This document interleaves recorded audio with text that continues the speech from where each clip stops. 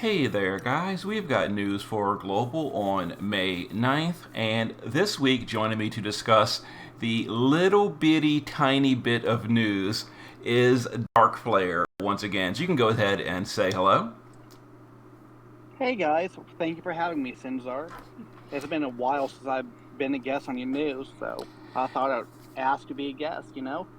Oh, for sure, for sure. And it's nice, too, because, not as many people are asking these days just because, the way the game's been going, it doesn't seem like anything's going on in game anymore, and people seem to be losing interest more and more. So, but I am glad that you offered to join for the news so we can discuss it. Although, like I mentioned, we don't really have much news. We've got a new unit and a farming event.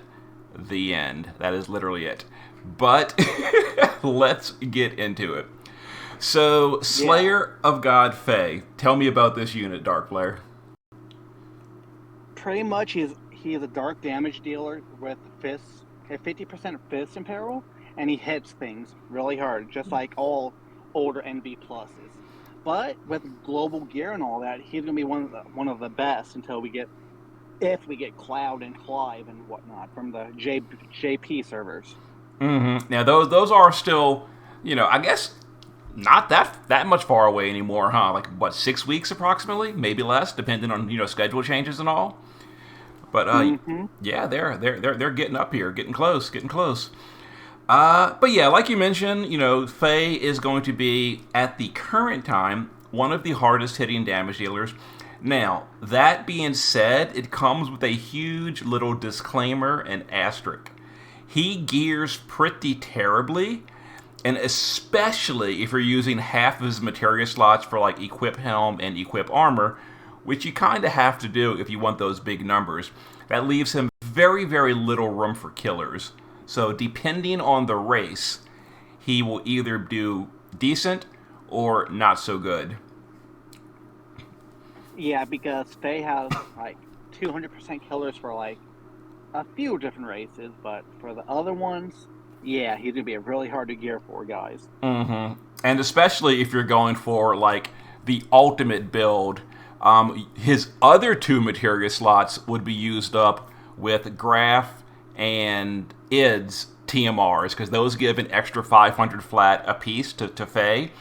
So, yeah, I just have to warn people now. He is a nightmare to gear properly. So, if you're looking at this little, number spreadsheet, keep in mind that is like best case scenario Faye. Most of the time, he will not be nearly this good because this is like, for example, versus a machine where he caps easily with a perfect, 110% attack power item world on your fist weapon, stuff like that. Not easy to do, but it is possible. So just keep that in mind. Keep that in mind. But yeah, he's like just a dark damage dealer, right? Doesn't really do much more beyond that. Yeah, not really. Just like dark damage, fist in peril, and boom, yeah, that's it. He hits things. There we go. Yep. And he's not getting any upgrades whatsoever. Not that he really specifically needed it for his damage, but it would have been nice to see a global upgrade to make him, either a true shift or, ease up his gearing problems, something like that. Like, they didn't need to boost his damage any, but they could have definitely made him an easier to use unit without changing the overall power level, and it would have been nice, but Yeah, they're not. yeah, I agree. They could at least give him a leader skill, but they didn't. Would have been nice. But yeah, no special perks on the banner, and his vision card is being updated. It's still it's still a 120 attack power card, so no one's going to use it. But they are adding 500 flat for Xenogears units. So, like, if you're a brand new player, it's your first card to pull. Yeah, I will say though, this is one of the, in my opinion, the coolest soundtrack cards for your home screen. Of all of them, it's got that I forget the name of the song, but like the Xenogears classic song. It's pretty cool. Do you actually have this one, Darkflare? I think I have that card because I have a lot of the older Xenogears units like Graph, Ed. I think I have all the Xenogear units besides Bart. Okay, okay, nice. I actually have Maria now from Video Summons, but still haven't gotten Bart. I keep hoping for Bart just to like, close out my light element party, but hasn't happened yet from Video Summons. We'll see. Mm-hmm. Yeah, same here. No Bart for me yet, but I did get Marie on the video, so Ooh, nice. yay, I guess. Nice. And then the event. The event is the farming event. You go in here and you farm. Now the event points are 350,000, so they're slowly creeping it up, kind of like JP did. Gets worse and worse. So when I talked about this before, and if you saw my JP video, I had, who was it? Incinerate as a guest. We talked about it. And that was when I was currently taking a break from JP. So I didn't know firsthand just how bad the farming events get on JP. And even though Incinerate was talking about it and saying how bad it was, I'm like, okay, it's pretty bad. I didn't quite comprehend how bad it was until I started playing JP again. And he was underselling, if anything. These farming events on JP trust me when I say they're way worse than you can possibly imagine. They take, no kidding, something like 9 hours of just straight auto grinding. 9 hours at least to finish these farming events in JP. It's crazy. Yeah, that is crazy, man. Like, who has the energy for all those events weekly too? Like, you either have to use Lapis to refresh your energy or just do it, like, daily or whatnot. It's crazy. Mm-hmm. Well, thankfully, these events are only once a month in JP these days. So they're once a month, and they last the whole month. So, I guess technically you could spread out over the course of 30 days, but I like getting them out the way right away. But it's like a 4-day affair for me in JP, like 2 hours a day.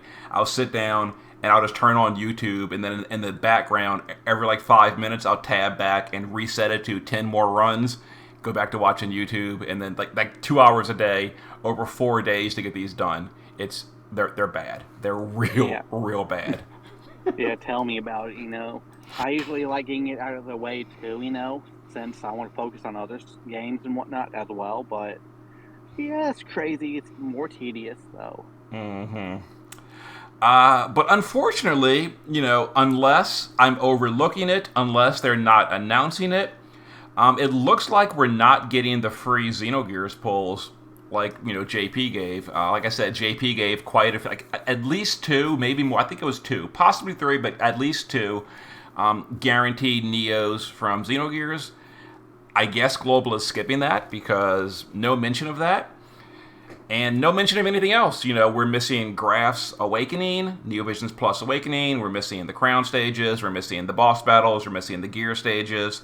We're missing the raid entirely. Apparently was completely skipped.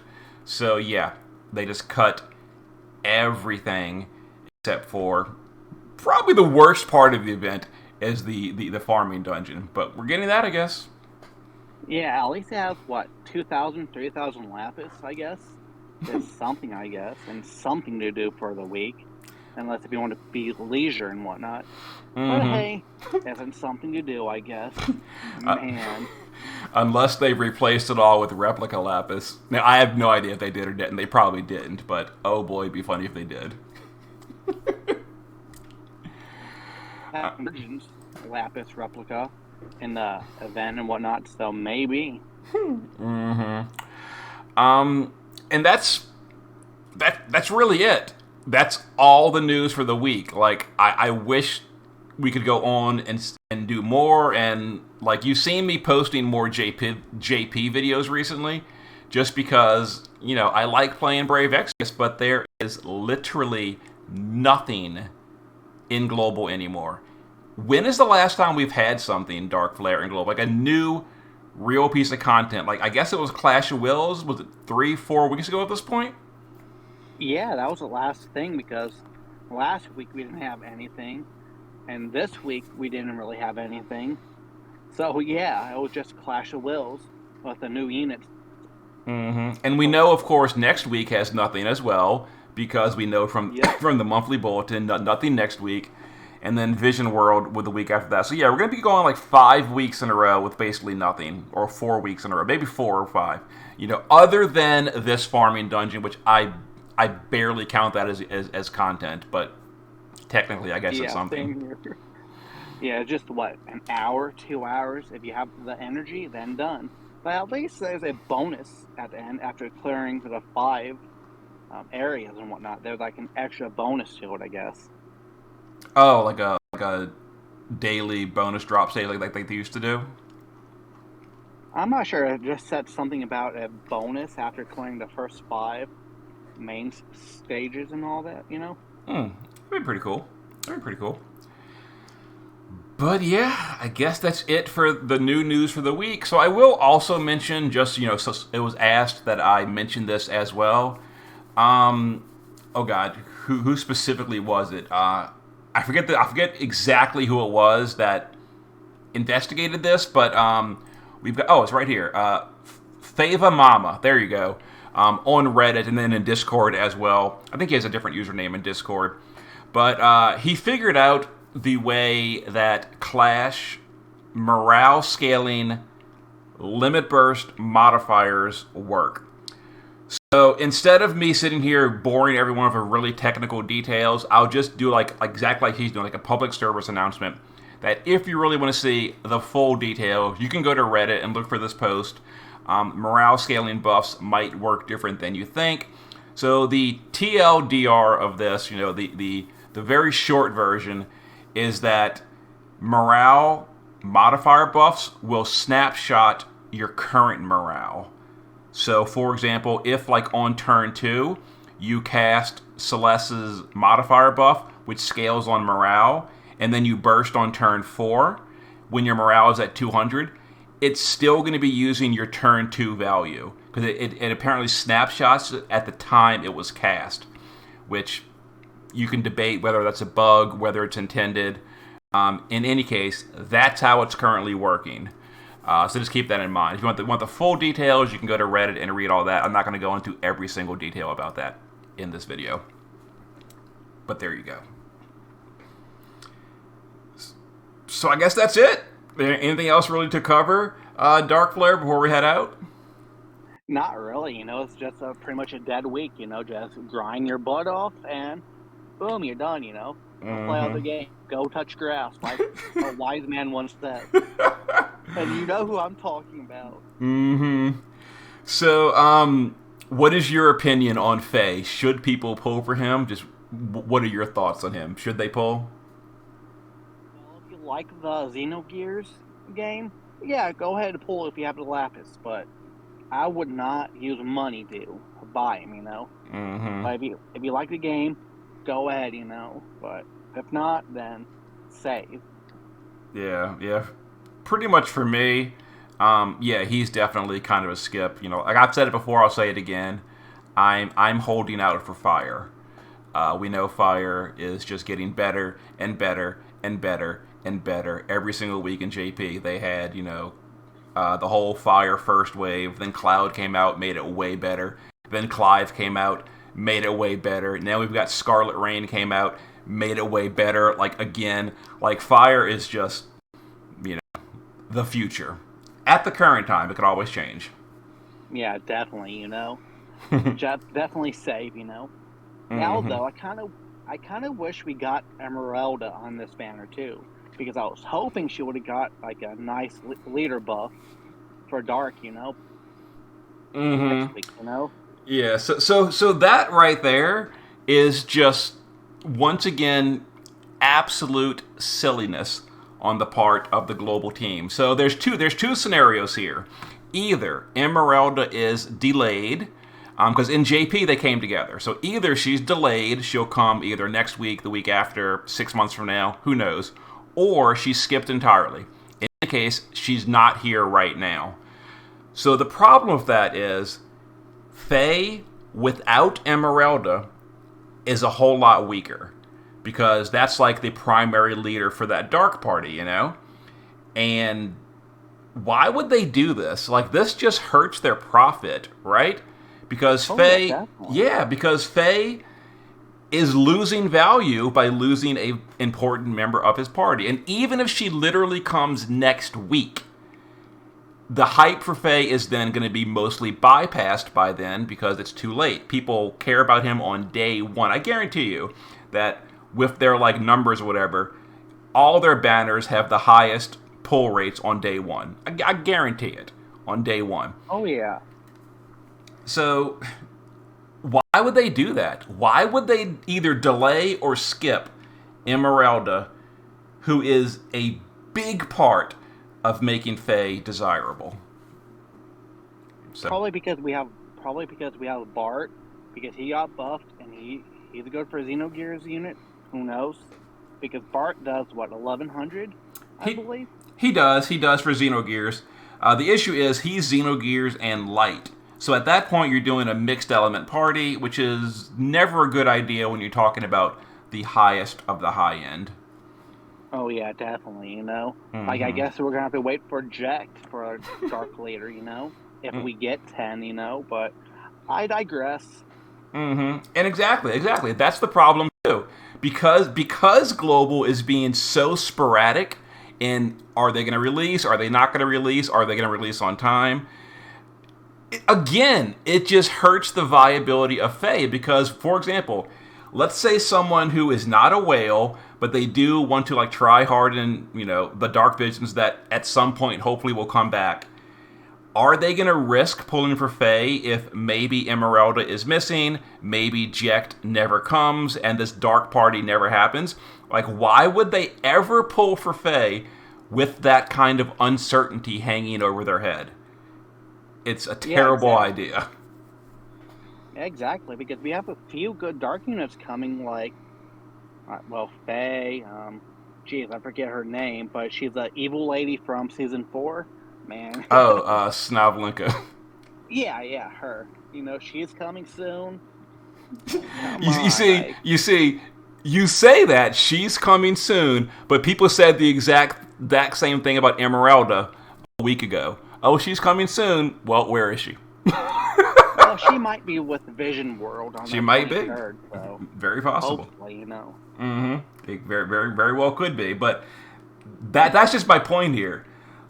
Global, if you look at the whole sensor data tower thing that tracks the spending in these apps, Global's profits are just rock bottom right now. And this is part of the reason.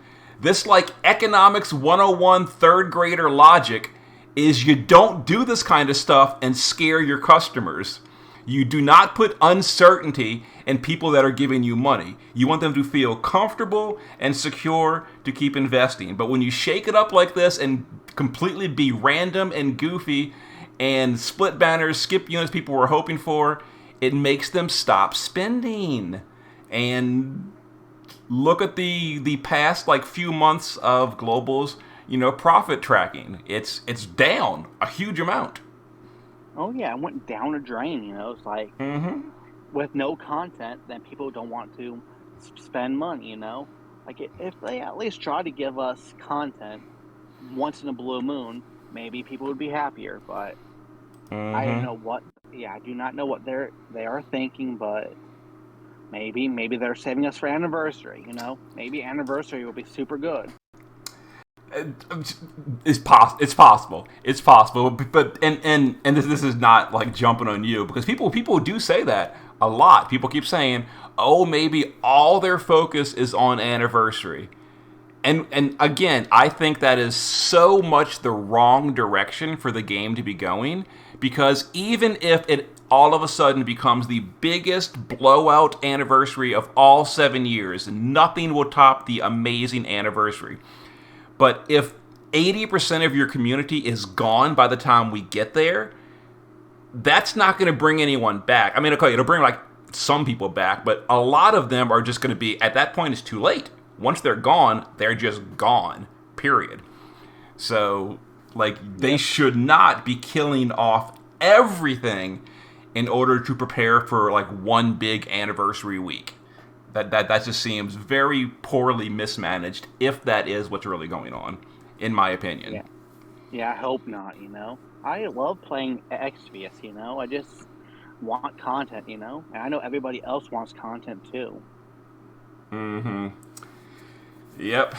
Well, there you go. There's our little, 5-minute end of video off-track rant. Because there's nothing else to discuss in the news itself. Yeah, I hope you guys enjoy the game, and definitely let us know in the comments what do you think about the game. You know. Mm-hmm. Definitely.